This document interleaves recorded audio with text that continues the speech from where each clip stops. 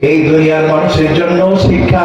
যদি আলেম বিরোধিতা করেন, মাদ্রাসা বিরোধিতা করেন, মুফতি মুহাদ্দিস মসজিদ মাদ্রাসার বিরোধী যদি হন, ধর্মের বিরুদ্ধে যদি কথা বলেন, আল্লাহ আল্লাহ রাসূল সাক্ষী, আকাশ আর জমিন সাক্ষী, ওই কাবার কসম করে বলি, মৃত্যুর সময় কালেমা পড়তে চাইবেন, কিন্তু জবান দিয়া কালেমা বের হবে না।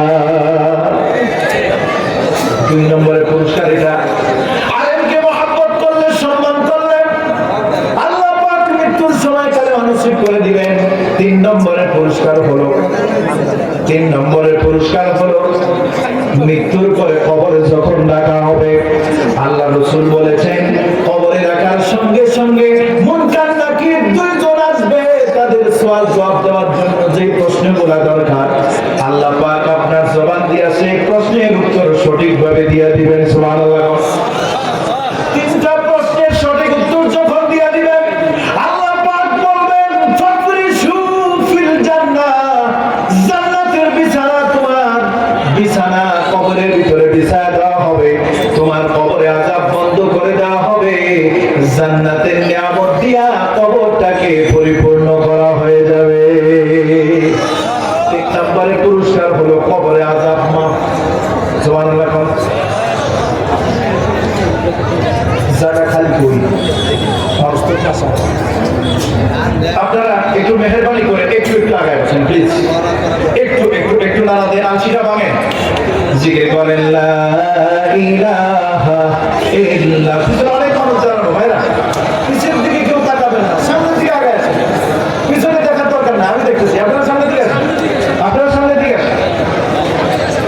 লা ইলাহা ইল্লাল্লাহ, সুবহানাল্লাহ, আলহামদুলিল্লাহ, লা ইলাহা ইল্লাল্লাহ। জলদি করেন, লা ইলাহা ইল্লাল্লাহ, সুবহানাল্লাহ, আলহামদুলিল্লাহ, লা ইলাহা ইল্লাল্লাহ, লা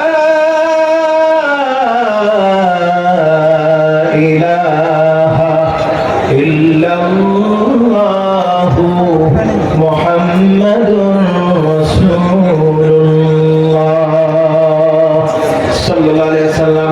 1 নম্বরের পুরস্কার কি বলছিলাম? দুনিয়াতে আল্লাহ পাক সম্মানের জীবন দিবেন। 2 নম্বরে আল্লাহ রাব্বুল আলামিনের হাবিব বলেছেন, মৃত্যুর সময় কালেমা নসিব করবেন। 3 নম্বরে কবরে আযাব মাফ করে দিবেন। 4 নম্বরের পুরস্কার হলো আরো ভালো। 4 নম্বরের পুরস্কার, সম্মানিত ভাইরা আমার, 4 নম্বরের পুরস্কার হলো আল্লাহ পাক হাসরের ময়দান কায়েম করবেন। ওই হাসরের ময়দানে 50,000 বছর পর্যন্ত, 50,000 সানাতিন মিম্মা তাউদ্দুন, 50,000 বছর পর্যন্ত দাঁড়া থাকা লাগবে। জমিনটা হবে তামা, আর সূর্যটা হবে মাথার উপরে লাইটের মতো আল্লাহ ঝুলায় দিবে। এই কঠিন মুসিবতের সময় আল্লাহ রাব্বুল আলামিন এই 4 শ্রেণীর অন্তর্ভুক্ত লোকদেরকে ডেকে আল্লাহ পাক একটা জায়গায় আলাদা করে নেবেন, হাদিস সাক্ষী। এরপরে আল্লাহ পাক একটা পর্দা টানা দিয়া বলবেন, ও আলেমরা, ও আলেমের ছাত্ররা, ও আলেমের সহযোগিতাকারীরা, ও মহব্বতকারীরা, তোমরা আসো।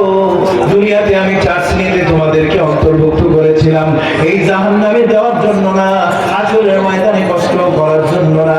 আল্লাহ রাব্বুল আলামিন পর্দার ভিতরে ডাক দিয়া আল্লাহ রাব্বুল আলামিন বললেন, এই 4 শ্রেণীর লোক যারা আছো, আমি তোমাদেরকে বিনা হিসাবে আমার জান্নাতের মালিক বানায়া দিলাম। পুরস্কার কি ভালো না মন্দ? এই দুনিয়াতে হাফেজের বাপ, এই দুনিয়াতে হাফেজের বাপ অসম্মানিত হয়। কথা বলেন না কেন? আলেমের বাপ সম্মান কম পায়।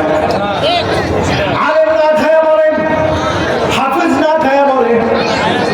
ভাইরা আমার, মনে কষ্ট নেবেন না। অনেকের টাকা পয়সা আছে, পোশাক আশাক দেখলে মনে হয় ফকিরনি, কিন্তু অনেক আলেম আছে এবং টাকা পয়সা তেমন নাই, কিন্তু পোশাক আশাক দেখলে, তার চেহারা দেখলে মনে হয় নুরানি চেহারা। আল্লাহ পাক তার বডি ল্যাঙ্গুয়েজের ভিতরে, পোশাক আশাকের ভিতরে এমন মুখ দিয়া খাইছে, দেখলে মনে হবে না জানি কোন জমিদারের পোলা। এরপরে বলবেন হুজুর আরে হুজুরা ভাত পায় না, বরং ভাত খায় না, প্রতিদিন কুরমা পোলাও বিরিয়ানি এরপরে খাচ্ছি। আপনারা যদি মানুষকে খাওয়ান, বেশি যদি খান, শ্বশুর বাড়ির লোক জামাই বাড়ির লোক যদি বেশি খায় বিরক্ত হন, কিন্তু আল্লাহর মেহমান রাসূলের ওয়ারিস তারা যদি আপনার বাড়ির মেহমান হয়, ওই মেহমান মুফতি সাহেব, ইমাম সাহেব, খতিব সাহেব, হাফেজ সাহেব যত বেশি খাবে তত বেশি খুশি হন। কথা ঠিক না ঠিক? কেউ খাইলে নারাজ হন, আর কেউ খাইলে খুশি হন। সুবহানাল্লাহ। মনে মনে চিন্তা করেন, আমার হুজুর আমার বাড়িতে বসে আমার বাড়ির খানাটা এত পছন্দ হয়েছে, শুধু বেশি খাইছে, এই জন্য মনে মনে তৃপ্তি পান, আর বলতে থাকে না, আরে আরো যদি থাকতো হুজুরে যদি আরো খাওয়াইতে পারতাম।